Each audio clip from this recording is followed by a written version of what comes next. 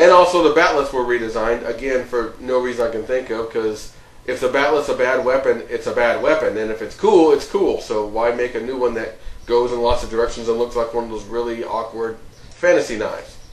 But that was a small point. That was mostly just so we could have Klingons. Apparently this whole thing is about an imminent Klingon war, which could very well be the subject of the third movie, and I'd like to see that. So they get to Kronos, they pick up Khan. They take him, they slap him in the brig. Khan kicks marvelous levels of Klingon ass, and it's wonderful to watch because it's very, very well done. So while they've got Khan in their brig, he reveals the true dark secret plans of Admiral Marcus, who wants the war to happen now because he has superior weapons. He's basically designed the Enterprise C, it looks like. Looks like the C, maybe the... No, it's not the D, but it's probably the Enterprise C. It's at least an Excelsior-class ship, whatever it is.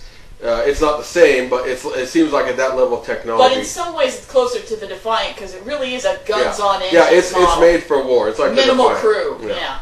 And that was another thing that Kim and I both noticed was really weird. They were going back to the Roddenberry view of Starfleet is not the military, and we shouldn't be military. And that was what they were talking about. What?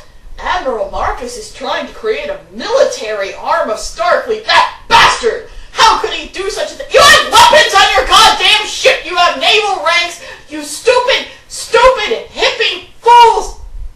Yes, Kim and I don't like the whole quote-unquote anti-military crap. I'm going to put my head in the couch now. Because it's just a lazy have your cake and eat it too stuff. It doesn't make any sense. And I was very disappointed to see they're trying to hint at going back there again. Star Trek seems to have long ago given up on the idea of saying Starfleet is not military, especially after the Dominion War. And I guess you could argue they were still in this stupid hippie phase, but let's not revisit that in the actual movie, shall we? Well, I kept thinking to myself, why does Admiral Marcus have to create better weapons in secret? Everybody knows that the Klingons are gearing up for a fight. Why can't he go to Starfleet headquarters and say, hey guys, Klingons are spoiling for some. I think we need to build us some of these suckers. He doesn't even have to say where the plans came from. He can still have Khan doing it for him. Why is he keeping his end a secret? And also, a leader who secretly builds a super starship more powerful than anyone else in secret, and suddenly inflicts it on the Enterprise? Yeah, that's been done before too. And another great example we should follow, Nemesis. But probably the most egregious is after various curb stompings on the Enterprise, they do the Star Trek II death scene. Now, they do the whole death scene again. Only they flip it and Kirk dies. Well, and not only do they do the whole death scene, they homage/rip off every single beat in that scene. Several of the lines were word for word. And it doesn't work as well the other way around. Not just because you're seeing the same thing again, not just because it's a rerun, but because of Spock doesn't work as well in Kirk's role. I hated the fact that they had Spock. Kirk says to him, I'm afraid to die, and he says, how do I not be afraid? Tell me how I can choose not to feel this fear, which was something that Spock had been talking about earlier. Yeah, that was a quote-unquote theme. And Spock says to him, I don't know! You don't know! Well, after they've shamelessly ripped off the scene, they shamelessly rip off something else. A running gag. Literally, Kirk has died, and I wasn't very moved because I knew they were going to undo it. Shockingly, by the end, they undo it. But, called that one too. Even with the triple blood and everything. And at the end, after Kirk has died, and it's this calm, serious effect, what does Spock do?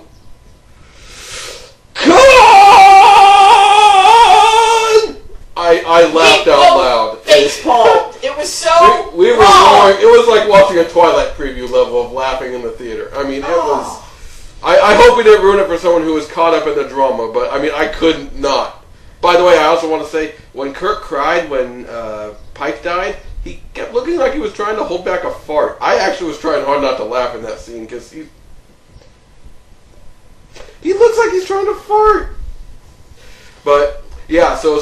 goes and starts curb stomping Khan, and it's actually an interesting fight, and it's pretty intense and all. Although I kept getting episode 3 vibes as they were racing from platform to platform.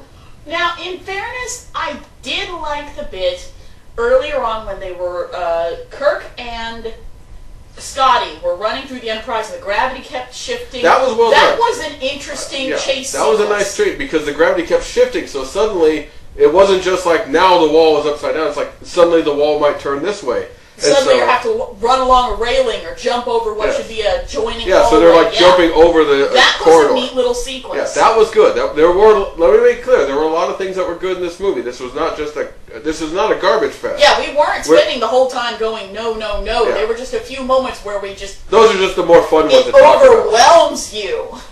It's kind of like with it is a lot like the original reboot where there's a lot of good fun things and there's a lot of face-palming things, and you kind of go with whatever you remember, which is why I want to cover this right away before it kind of blurs into a general feeling. Now, we were talking earlier about Uhura, how she was being...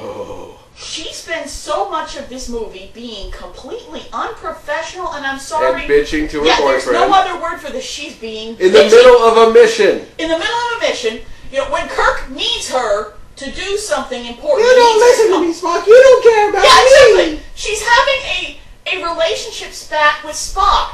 Woman, this is not the time. You are a professional. You are an officer. Handle this shit later. Will you join me in it, Kim? This is not about you! Oh! Well, and then at the end, they have to send a man down to catch Khan, to run him down. It makes sense that they send down Spock. He's the Superman on their team. Yes, he's a Vulcan. He is stronger and faster. But why'd you have to only send one man? Now, here's where it gets bad. Spock is running him down. He's fighting with Khan, and he's losing. Battle of the Heroes is playing in the background. They need to let him know that they need to take Khan alive. To Deus Ex Machina Kirk back to life with his magical Khan blood. Which, you don't really need him alive, number one. You just need his blood, so his corpse would do perfectly well. Number two, why do you need Khan when you got 72 other genetically engineered sons of bitches in torpedo tubes they have to use their blood? They have the other 72 Supermen that they pointed out that are in suspended animation, and they even go out of the way to keep them alive by the end of the movie, so they're still there. But for some reason, we decide that we want Khan alive. So we need to send one person down to help Spock. We need to send someone down to help Spock. We need to send someone down. Who would you send? I know. Let's send a 110-pound communications officer woman with no goddamn combat training and a face. You couldn't even send just like a generic red shirt. Anyone would have been better than her. You'd have been better to send down Chekhov, and nobody likes Chekhov.